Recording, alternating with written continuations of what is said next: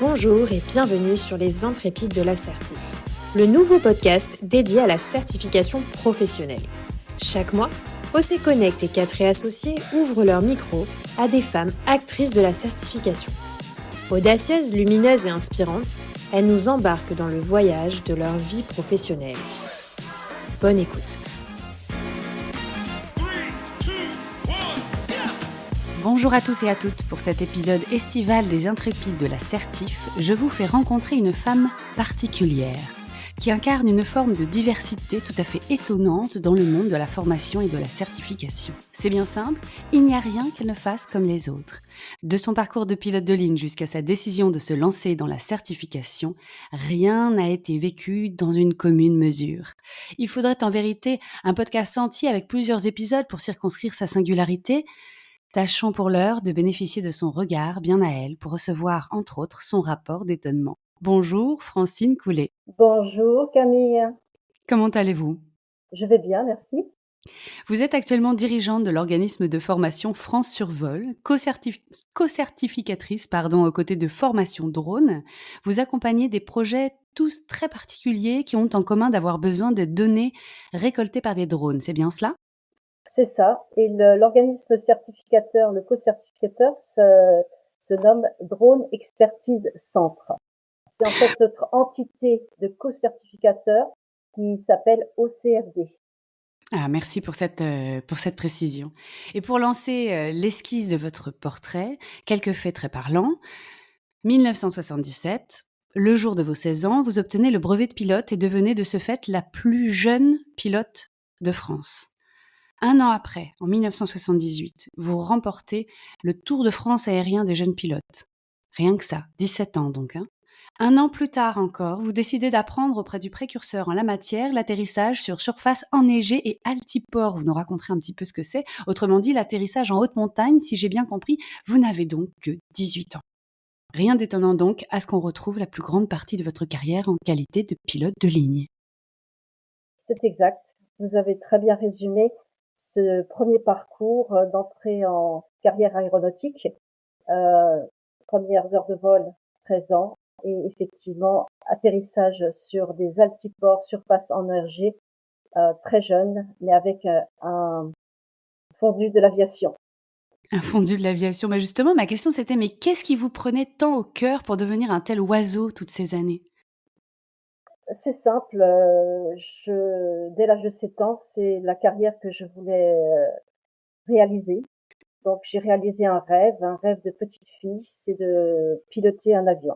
Et de fil en aiguille, de rencontre en rencontre, de conseil en conseil, quelquefois d'obstacles. C'est aussi des obstacles ou des échecs qui vont faire avancer. J'ai gravi les marches, les escaliers des passerelles pour entrer dans un Boeing 777 en fin de carrière. Rien que ça. Ça fait combien de passagers un Boeing 777 ? Le plus grand nombre, le vol qui m'a permis de transporter le plus de passagers, 512 passagers. Waouh. Ça met la pression ? Raisonnable, pression raisonnable.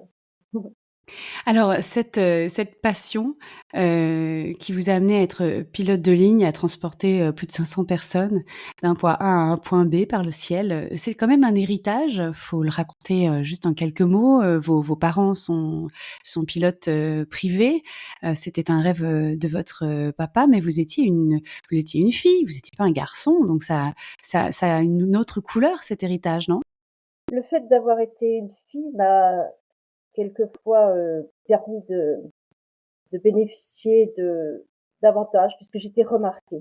En tant qu'aînée, j'étais présupposée pour reprendre l'entreprise familiale, boucherie charcuterie de tradition. Et en fait, je ne m'y sentais pas à l'aise.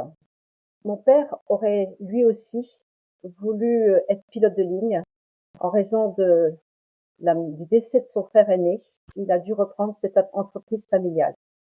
202 ans quand même de transmission de père en fils. Et j'étais la première fille qui n'a pas réalisé, l'aînée en tous les cas, qui n'a pas réalisé le souhait de transmission. Mon père était pilote privé, ma mère pilote privée. C'est dans les aéroclubs que j'ai traîné un petit peu mes guêtres. on va dire ça comme en aéronautique. C'est vrai que j'ai été séduite par cette ambiance, par cette obligation de rigueur, de procédure. Ça me collait vraiment à la peau. Alors vous avez gravité dans le monde très masculin des pilotes de ligne. Y a-t-il une anecdote qui illustre le mieux ces nombreuses années professionnelles sur ce thème-là? Un équipage féminin, au départ de Grenoble, nous étions 2 filles et ma collègue, c'était son étape, donc on alternait aux manches et je faisais l'embarquement, j'assurais l'embarquement. Il n'y avait pas de test sur ce type de machine. J'étais jeune, j'avais 26 ans et il neigeait à Grenoble et je me prends à nettoyer les quelques marches d'accès à la cabine et un passager me dit: «Bah, vous n'oublierez pas de rendre le manche à balai au commandant de bord». Je lui dis: «Bah, il y a pas de risque, c'est moi». Voilà, c'était un sourire, un petit clin d'œil évidemment de notre part et pendant ce temps, ma collègue a fait l'annonce de bienvenue: «Ah chic, on a une hôtesse de l'air aujourd'hui». «Non, non, c'est ma copilote». Est-ce qu'il a pris l'avion? Oui, oui, oui, oui, oui et nous sommes arrivés en bon port. Ça, j'en doute pas une seconde. Le monde de la formation et de la certification est aussi très masculin, du moins dès lors que l'on se retrouve dans des postes de direction. Qu'est-ce qui est différent ou ressemblant pour vous entre ces 2 mondes? Alors cette question m'a été très souvent soumise. Quand je suis dans une fonction, je ne ressens pas la nécessité de mettre ma féminité ou le côté femme en avant. Je suis d'abord dans la fonction et c'est ce qui a fait aussi que je me suis toujours entendue avec les hommes Mmh. avec un petit H. C'est on nous attribue donc on nous confère des droits, des pouvoirs, au titre de la fonction de pilote, de commandant de bord ou de certificateur ou de dirigeant et Mmh. je ne me suis jamais, jamais sentie mise à mal en tant que femme. J'ai eu beaucoup de compréhension de la part des collègues masculins, si c'est pour renforcer un peu le trait. Mmh. J'ai eu quelques remarques de la part de femmes. Alors ma foi, voilà, c'est un sujet pour moi qui n'est pas un Qui n'est pas un problème. sujet, Non, oui. qui n'est pas un sujet. Mmh. Vous êtes une femme d'apprentissage. Ce que je veux dire par là, c'est que vous aimez depuis toujours apprendre. Le nouveau vous alimente, l'enrichissement de toutes sortes, de formations vous stimule, de l'hypnose, la sophrologie, en passant par le marketing, l'entrepreneuriat, l'hygiène, j'ai lu dans votre parcours. C'est hyper éclectique. Qu'est-ce que d qu'est-ce que d'où ça vous vient? D'où ça vous prend cette compulsivité d'apprentissage? J'aime apprendre.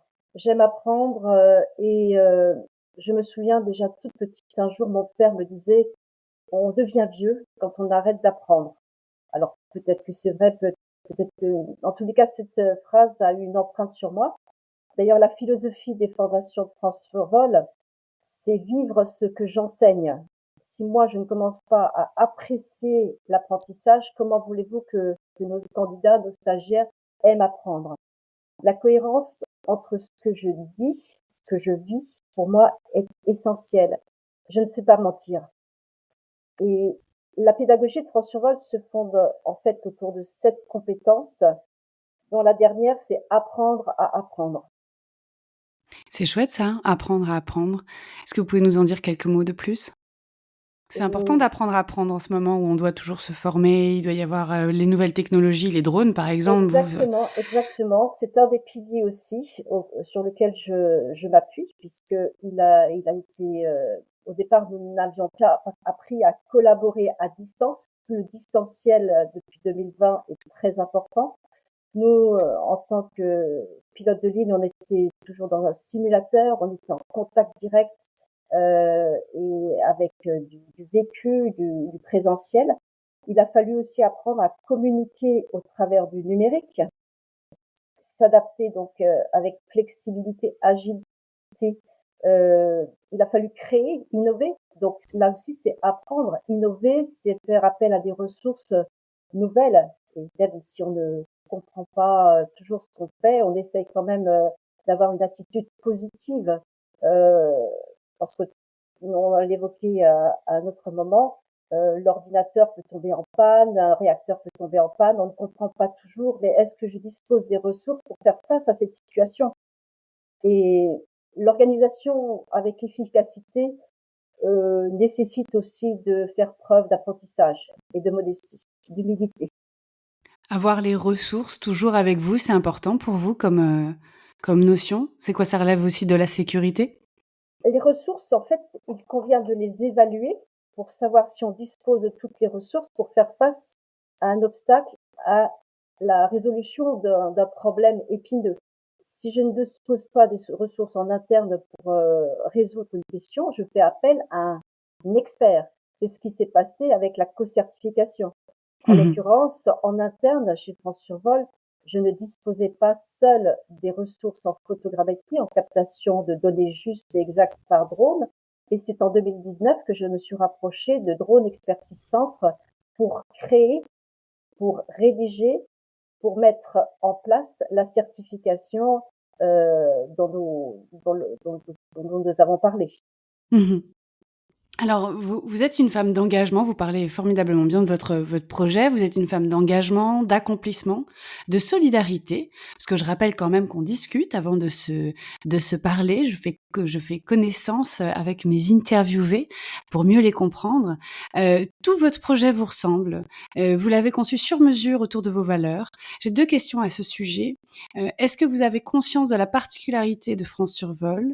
En disant quelques mots évidemment à nos auditeurs pour qu'ils puissent comprendre, d'où je veux en venir et pourquoi je dis ça. Et qu'est-ce qui, selon vous, est la particularité qui l'illustre le plus? La particularité, très bonne question. Ce sont des projets personnalisés, donc qui débutent toujours par un entretien unique, un accompagnement à titre gracieux dans un premier temps pour les premières étapes de la formation et autour de valeurs d'intégrité, d'engagement, d'honnêteté, persévérance, loyauté, je perçois les candidats. Je suis authentique avec eux. Les candidats chez France Survol me correspondent. Sinon, ils passent leur chemin et surtout, je ne les retiens pas. Les projets, les 3 derniers en date, d'ailleurs, correspondent à des personnes en situation de RQTH, de situation de travailleurs handicapés ou qui ont rencontré des soucis, obstacles. Et je leur propose, dans un premier temps, avant toute signature de contrat, une immersion. Une immersion par le process immersion facilité.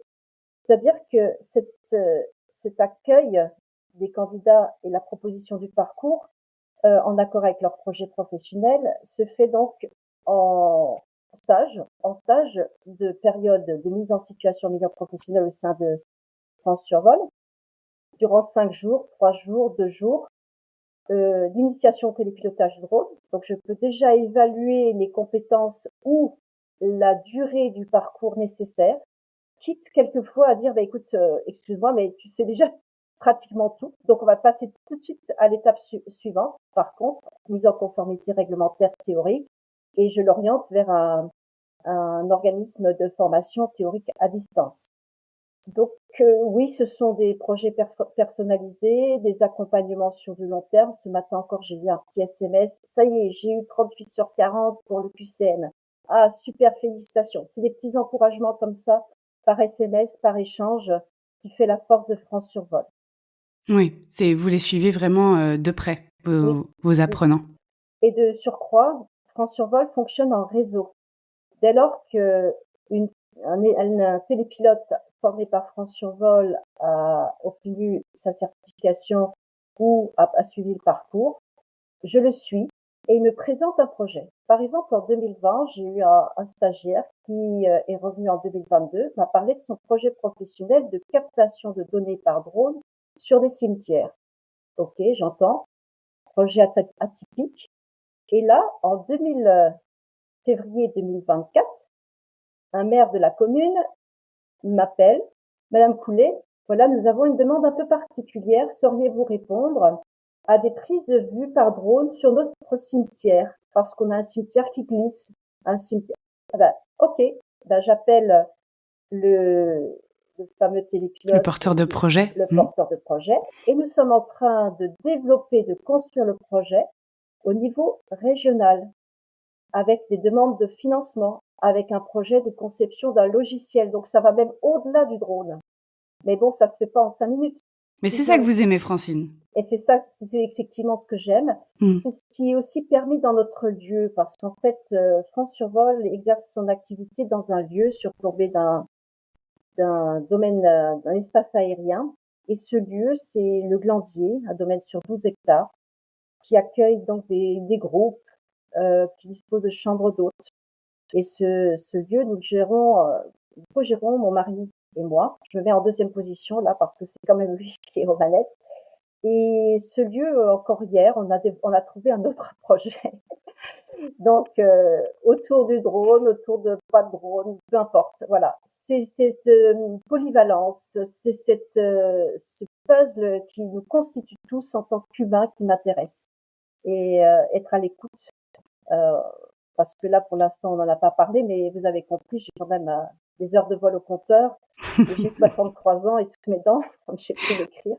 Mais il y a le Donc, regard d'une petite fille de 6-7 ans quand tout d'un coup vous parlez d'un projet, etc. Les personnes ne vous voient pas, moi je vous vois. Et on voit tout de suite l'œil qui commence à s'allumer. Ouais. d'ailleurs, vous entendez mon enthousiasme. Je suis Mmh. enthousiaste dès qu'on me parle de choses. Hier, c'était encore un projet. Ça là, je renouvelle mon passeport. On va à Madagascar. C'est parti. Euh, c'est la rencontre avec un pilote de ligne qui va faire la différence ou pas, peu importe. Mais toutes les idées sont bonnes à prendre et ensuite on les développe. A priori, on dit toujours oui et ensuite, oh, qu'est-ce que j'ai fait là? Mais on trouve les moyens ou l'entraide qui permet de valider en fait le projet. Je vais garder cette énergie, Francine. Je vais vous amener à un autre endroit, si vous le permettez. Oui, C'est l'endroit de l'étonnement. Ça aussi, c'est une façon de regarder les choses, c'est une façon d'apporter quelque chose d'un petit peu nouveau. Un étonnement, pourquoi? Parce que comme vous êtes quand même, on peut dire, fraîchement arrivé dans le secteur de la formation et de la certification, il y a ce qu'on appelle souvent dans les entreprises un rapport d'étonnement qu'on demande aux nouveaux salariés pour donner leurs premières impressions et puis peut-être certains points d'amélioration. En tout cas, leur nouveau regard, leur regard un petit peu à côté des personnes qui sont si habituées à pratiquer toutes ces activités-là, bénéficie justement et apporte du nouveau. Alors pour ça, j'avais pensé je vous ai concocté une liste de questions qui demandent des réponses assez courtes et spontanées. Est-ce que vous êtes prête à jouer ce jeu du rapport d'étonnement? oui. Alors, c'est parti. Qu'est-ce qu'on ne vous avait pas dit et qui vous a fait tomber à la renverse? Qu'est-ce que je n'ai pas dit? Qu'est-ce qu'on ne vous avait pas dit sur la formation, la certification et qui vous a fait tomber à la renverse? Si ça vous vient pas, c'est pas grave, vous pouvez dire Non, je pas passe, sans hein. faire rien ne m'a surpris. OK. Pourquoi? Parce qu'au départ, c'était difficile, mais c'était accessible et il y a rien qui m'a renversée, non. C'est pas grave. Vous avez le droit de dire je passe. L'essentiel, c'est d'être sur. Qu'est-ce qui vous semblait compliqué et qui finalement ne l'est pas? Compliqué, c'est pas vraiment compliqué, c'est chiant, c'est pénible, c'est la lenteur du traitement des dossiers en instruction par France Compétences. Mmh. Je me le permets, mais ça, Mmh. c'est vraiment pénible. Mmh. Voilà. Qu'est-ce qui vous a déçu? Encore une fois, Heu, ça peut être des petites choses, hein. Vous n'êtes pas Au obligé niveau de la de. certification, le manque d'intégrité de certains collègues dans le monde du drone et de la Mmh. certification. Qu'est-ce qui vous a rassuré? Le fait d'être à 2 en tant que co-certificateur. Qu'est-ce que vous ne comprenez toujours pas? Vous savez, comme la poule qui voit un couteau puis qui. Non, je ne le vois pas. Bah, rien, parce que je laisse pas de place, dès que j'ai une incompréhension, je cherche à trouver une, réponse ou OK, une forme d'explication. ça me va. Qu'est-ce que vous avez fini par accepter? Le temps passé à préparer le dossier, Qu'est-ce que vous n'accepterez jamais? le mensonge, Qu'est-ce que vous regrettez? rien, j'ai Qu'est-ce pas de que regret. non, c'est même pas qu'est-ce que vous m'avez surprise avec votre réponse. C'est très bien, ne regrettez rien. De quoi vous remerciez-vous? De mon engagement, de ma persévérance. Ça, c'est clair. C'est là que Heu, je m'étonne. Je m'étonne, ah, je me connais persévérante, je me connais patiente, mais franchement, j'ai trouvé les ressources pour poursuivre alors qu'en fait, je n'y gagne rien. Je pourrais très bien laisser tomber cette certification et en fait, je trouve de l'intérêt et de la gratitude dans les rencontres comme celle d'aujourd'hui. Donc Mmh. je dis: «OK, tu as bien fait. Merci». Qu'est-ce qui vous ferait renoncer? Un second rejet du dossier d'enregistrement. Qu'est-ce qui vous fait tenir? Peut-être que vous y avez déjà répondu quelque part à cette question? Ce qui me fait tenir, c'est, notre domaine, le lieu Mmh. d'accueil, le lieu de vie, de partage. Le matin quand je me lève, ça donne du sens à ma vie. Même si c'est fatigant, c'est quelquefois usant, il y a beaucoup de contraintes administratives, mais voilà, c'est quelque chose qui fait sens dans ma vie. Autant je voulais être pilote à 7 ans, je voulais aussi réunir des maisons. Réunir des maisons pour créer un lieu de vie, un lieu de partage. Et le fait qu'il y ait ce centre de formation, qu'il y ait cette certification professionnelle, crée vraiment du sens puisque le réseau d'entreprises, d'entrepreneuriat est vraiment extraordinaire et me permet justement de montrer concrètement ce qui a été fait au Glandier, chez France Survol, puisqu'il y a un nouveau projet dans les cartons. Enfin, c'est plus un projet, c'est une réalité. C'est l'installation d'une association dans notre parc au service de la biodiversité. Avec l'usage du drone, nous allons pouvoir capter des indicateurs et cet engagement va perdurer pendant 30 ans puisque j'ai signé un contrat ORE, obligation réelle environnementale, avec cette association qui se réunit. Et là, on est en train d'intégrer les formations drone au service donc de cette biodiversité et des formations destinées à des entreprises. Donc, vous voyez qu'en fait, tout est cohérent, tout fait sens. Et grâce aussi à cette certification, je peux témoigner puisque nous allons enregistrer, nous sommes en train de créer un dossier d'enregistrement en vue d'une certification destinée précisément aux paysagistes, au service de la biodiversité. Bravo. Je continue mes questions. Qu'est-ce qui fonctionne à merveille? Le réseau. Le Qu'est-ce qui pourrait réseau, être oui, pardon, allez-y. le réseau de, de co-certificateurs dans lequel nous sommes rencontrés. Mmh. C'est quelque chose, je suis assidue. Vous Ça parlez de me C-Connect, plus Oui, précisément ou je plus ne vais pas le largement? citer, mais oui, OC Connect, Otion, bah si, bah, ils se sont connecte, ils sont coproducteurs du podcast, on peut les citer. voilà. Donc je tiens à remercier ces jeunes, pour leur engagement, leur pugnacité, leur générosité. Cette mise en relation entre professionnels, pour moi, a été quelque chose de merveilleux. Qu'est-ce qui pourrait être amélioré? Heu, le fonctionnement de France Compétences, Ouais. je vais y contribuer, voilà.